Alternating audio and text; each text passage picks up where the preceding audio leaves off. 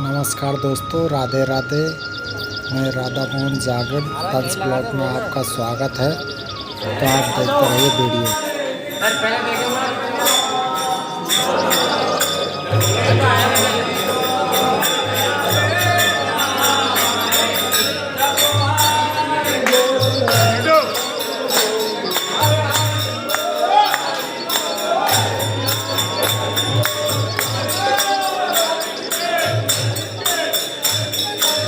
वृंदावन में परिक्रमा करना बहुत ही शुभ माना जाता है। तो आज मैं आ गई हूँ गोवर्धन परिक्रमा करने के लिए। गोवर्धन पर्वत जिसे श्री कृष्ण ने अपनी छोटी उंगली पर उठा लिया था। इस पर्वत की परिक्रमा दान घाटी मंदिर से शुरू होती है, जहाँ से श्री कृष्ण गोपियों से माखन दान में लेकर खाया करते थे। वैसे तो गोवर्धन पर्वत की परिक्रमा 21 किलोमीटर की होती है, पर भक्त इस परिक्रमा को अपनी श्रद्धा अनुसार कर सकते हैं। यह परिक्रमा दो तरीकों से की जाती है, बड़ी परिक्रमा और छोटी परिक्रमा। गोवर्धन जी की परिक्रमा के आसपास का क्षेत्र ब्रजभूमि कहलाता है। गोवर्धन पर्वत के हर छोटे और बड़े पत्थर में श्री कृष्ण का वास है। ये पत्थर इतने पावन है कि ब्रज में हर जगह इन पवित्र पत्थरों की पूजा होती दिखाई देती है। जो लोग ये परिक्रमा पूरी करते हैं उन्हें शांति मिलती है और उनकी सभी मनोकामनाएं पूरी होती है। गोवर्धन परिक्रमा करते वक्त आपको रास्ते में कई मंदिरों और कुंड के दर्शन करने को मिल जाएगा, जैसे कि लक्ष्मी नारायण मंदिर, राधा कुंड, कुसुम सरोवर। गोवर्धन पूजा भगवान श्री कृष्ण को गोवर्धन नाथ के रूप में पूजने का त्योहार है। कहते हैं कि जो व्यक्ति गोवर्धन पूजा के दिन भगवान श्री कृष्ण के इस रूप की पूजा करता है, उसके सारे कष्ट दूर हो जाते हैं। दिवाली के ठीक दूसरे दिन गोवर्धन पूजा का प्रचलन है। हिंदू पंचांग के अनुसार कार्तिक महीने के शुक्ल पक्ष के दिन गोवर्धन पूजा की जाती है। इस पर्व पर गोवर्धन पर्वत और गौ माता की पूजा का विशेष महत्व है। लोग अपने घर में गोबर से गोवर्धन पर्वत का चित्र बनाकर गोवर्धन भगवान की आराधना करते हैं। श्री कृष्ण की जन्मस्थली मथुरा के ब्रज में कृष्ण ने अनेकों लीलाएं की हैं। ये सभी लीलाएं उनके बाल्यकाल की हैं। इसलिए ब्रज को स्वर्ग का हिस्सा माना जाता है। इसे वृंदावन धाम और राधे रानी का धाम बरसाना। बरसाना मथुरा जिले की गोवर्धन तहसील एवं नंदगांव ब्लॉक में एक कस्बा है। बरसाना का प्राचीन नाम वृषभानुपुर है। माना जाता है कि श्री कृष्ण की प्यारी राधा रानी यहीं की रहने वाली थी। उनके पिता का नाम वृषभानु था। उन्हीं के नाम पर इस नगर का प्राचीन नाम पड़ा था। यह क्षेत्र भारत की राजधानी दिल्ली से लगभग 114 किलोमीटर दूर है। मथुरा के बरसाने को राधा रानी का जन्म स्थल माना जाता है। वहीं पर राधा रानी का एक मंदिर भी स्थित है। बरसाना के बीचों बीच एक पहाड़ी है जिस पर यह मंदिर स्थित है। इस मंदिर को राधा रानी महल या लाडली महल के नाम से भी जाना जाता है। कुछ विद्वान मानते हैं कि राधा जी का जन्म यमुना के निकट बसे रावल ग्राम में हुआ था और बाद में उनके पिता बरसाना में बस गए।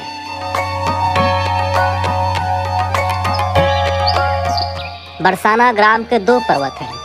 कहानी के अनुसार ब्रज में निवास करने के लिए स्वयं ब्रह्मा जी भी आतुर रहा करते थे, क्योंकि वे भी श्री कृष्ण की बाल लीलाओं का आनंद लेना चाहते थे। इसके लिए उन्होंने सतयुग के अंत में विष्णु जी से प्रार्थना की कि आप जब ब्रज मंडल में अपनी स्वरूपा श्री राधा जी एवं अन्य गोपियों के साथ दिव्य रास लीलाएं करें, तो मुझे भी इन लीलाओं का साक्षी बनाएं एवं अपनी वर्षा ऋतु की लीलाओं को मेरे शरीर पर संपन्न कर मुझे कृतार्थ करें।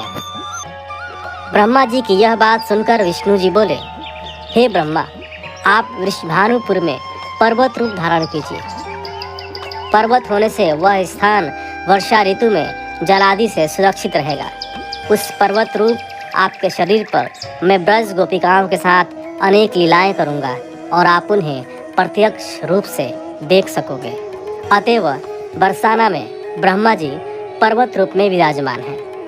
पद्म पुराण के अनुसार यहाँ विष्णु और ब्रह्मा नाम के दो पर्वत आमने सामने विद्यमान हैं। दाहिनी ओर ब्रह्मा पर्वत और बाईं तरफ विष्णु पर्वत है। राधा रानी का यह मंदिर लाल और पीले पत्थरों का बना है और इस भव्य और सुंदर मंदिर का निर्माण राजा वीर सिंह ने सन 1675 में करवाया था।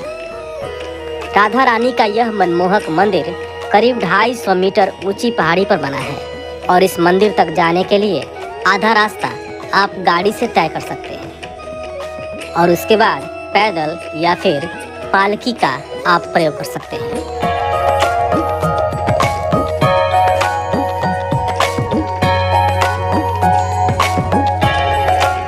अगर आप अपनी गाड़ी से जा रहे हैं तो आपको जयपुर महल, जिसे कुशल बिहारी जी का मंदिर भी कहते हैं, उसी के सामने गाड़ी पार्क करनी है।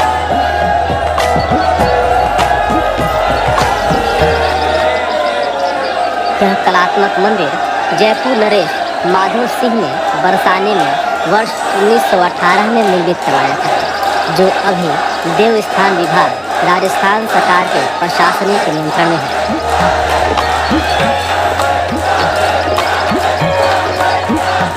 यहाँ तक आप पहाड़ी के रास्ते आसानी से पहुँच सकते हैं। उसके बाद पैदल जाने का मार्ग भी सुगम है।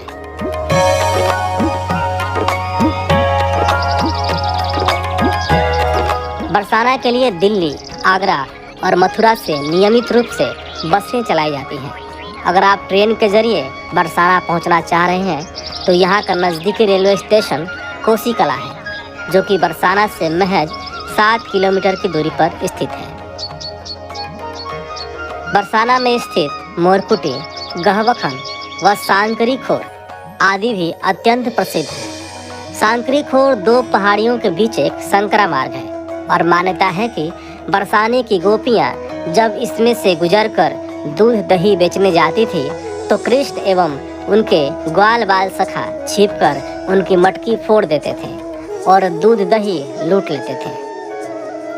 लाडली जी के मंदिर में राधा अष्टमी का त्यौहार धूमधाम से मनाया जाता है। यह त्यौहार भाद्रपद माह के शुक्ल पक्ष की अष्टमी को मनाया जाता है। साथ ही यहाँ की होली भी विश्व प्रसिद्ध है। यहाँ पर होली का त्यौहार 40 से भी अधिक दिन के लिए मनाया जाता है। त्योहारों पर राधा रानी को लड्डुओं और 56 प्रकार के व्यंजनों का भोग लगाया जाता है, परंतु उससे पहले भोग को सबसे पहले मोर को खिला दिया जाता है, क्योंकि मोर को राधा कृष्ण का स्वरूप माना जाता है। बाकी प्रसाद को भक्तों में बांट दिया जाता है। मंदिर का वातावरण अत्यंत मनमोहक और शांति प्रदान करने वाला है, इसलिए आप भी एक बार जाकर राधा रानी के दर्शन जरूर करें। राधा रानी की कृपा आप सब पर हमेशा बनी रहे। धन्यवाद।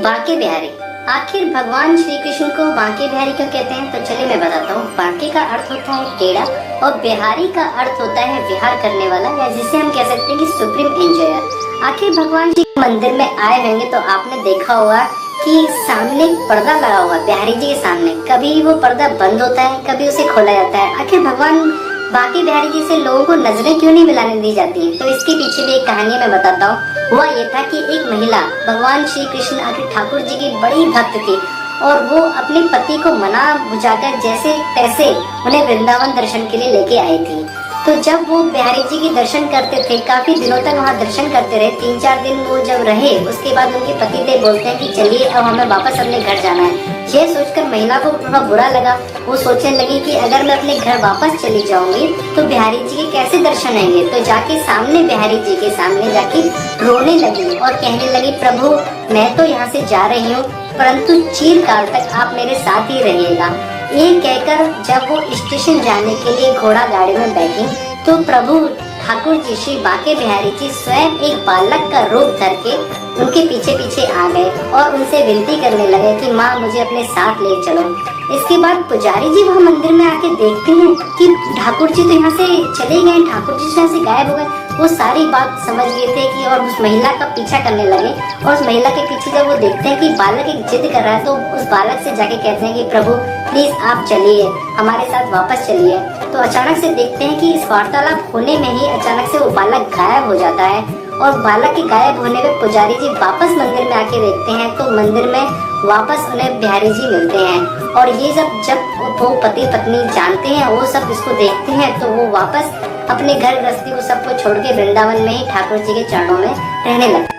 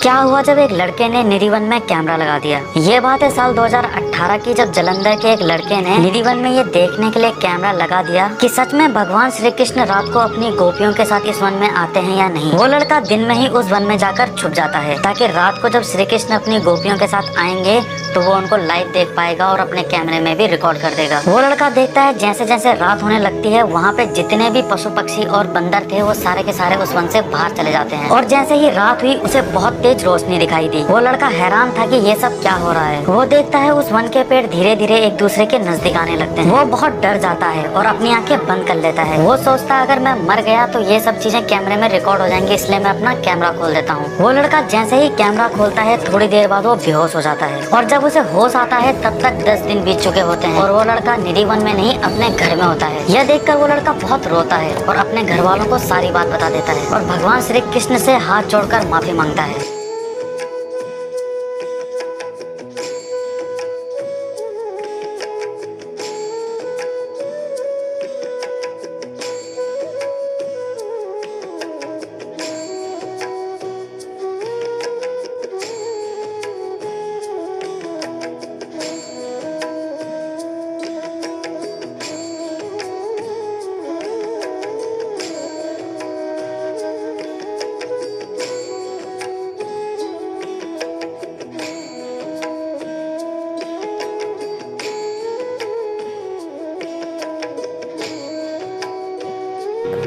एक ऐसा मंदिर जो पूरी तरह से प्रेम को समर्पित है और ये मंदिर प्रेम के लिए जाना जाता है।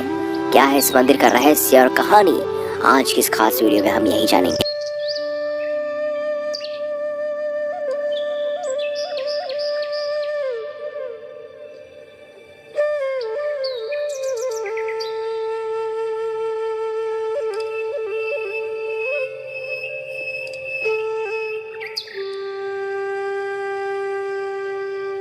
दोस्तों, भारत को विविधताओं का देश कहा जाता है। उन्हीं सारी विविधताओं के साथ यहाँ प्रेम का भी जश्न मनाने के लिए प्रेम को समर्पित एक मंदिर है कान्हा की नगरी वृंदावन में। जी हाँ, प्रेम मंदिर राधा कृष्ण और सीता राम जी को समर्पित है।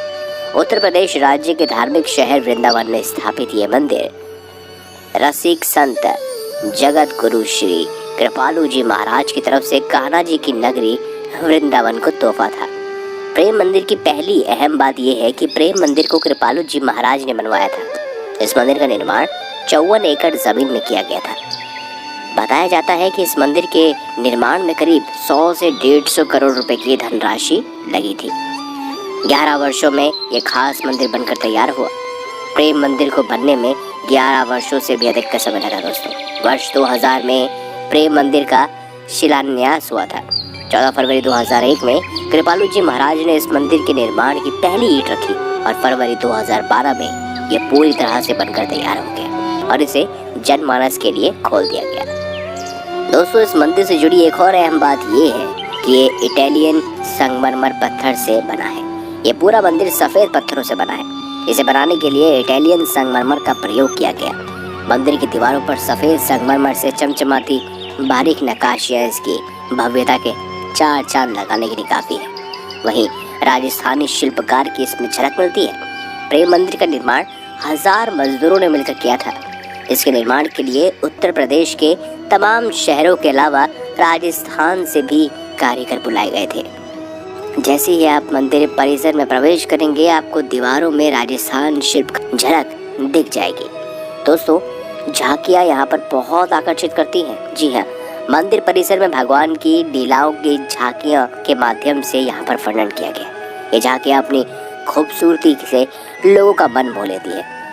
कालियानाग पर विजय, गोपियों के साथ भगवान श्री कृष्ण की रासलीला, गोवर्धन पर्वत को उंगली पर उठाए हुए कान्हा, सभी ब्रजवासियों की मूर्तियां एक सी प्रतीत होती हैं, जैसे थोड़ी सी देर में सब जीवित हो गए हैं और कुछ बोल पड़ रहे हैं। वहीं दोस्तों, नीचे राधा कृष्ण और ऊपर सीताराम, मंदिर के ग्राउंड फ्लोर पर भगवान श्री कृष्ण और राधा रानी का मंदिर भी है। वहीं पहली मंजिल पर माता सीता और भगवान राम का मंदिर बना हुआ है। ऊपर ही कृपालु जी महाराज की भी प्रतिमा लगी हुई है, जिसे देखने पर लगता है मानो साक्षात कृपालु जी महाराज विद्यमान है। दोस्तों, प्रेम मंदिर 94 कला मंडित स्तंभ इसमें मौजूद है और 125 फुट ऊंचा, 122 फुट लंबा और 115 फीट चौड़ा है। पूरे मंदिर में 94 कला मंडित स्तंभ है। इसमें किंकरिया और मंजरी सखियों के विग्रह साफ तौर पर दर्शाए गए हैं। मंदिर के आगे खूबसूरत बगीचे लगाए गए हैं। दोस्तों, 8 फीट इसके गर्भगृह की दीवार की मोटाई है। जी हाँ, 8 फीट। मंदिर की दीवारों का निर्माण 3.25 फीट मोटी कठोर इटालियन मार्बल से किया गया है। साथ ही गर्भगृह के दीवार की मोटाई 8 फीट है, जिसने पूरे शिखर, स्वर्ण कलश और ध्वज के वजन को संभाल रखा है। दोस्तों, आपको भविष्य में अगर प्रेम मंदिर जाने का अवसर मिले तो जरूर जाइएगा, क्योंकि ये प्रेम को ही समर्पित है।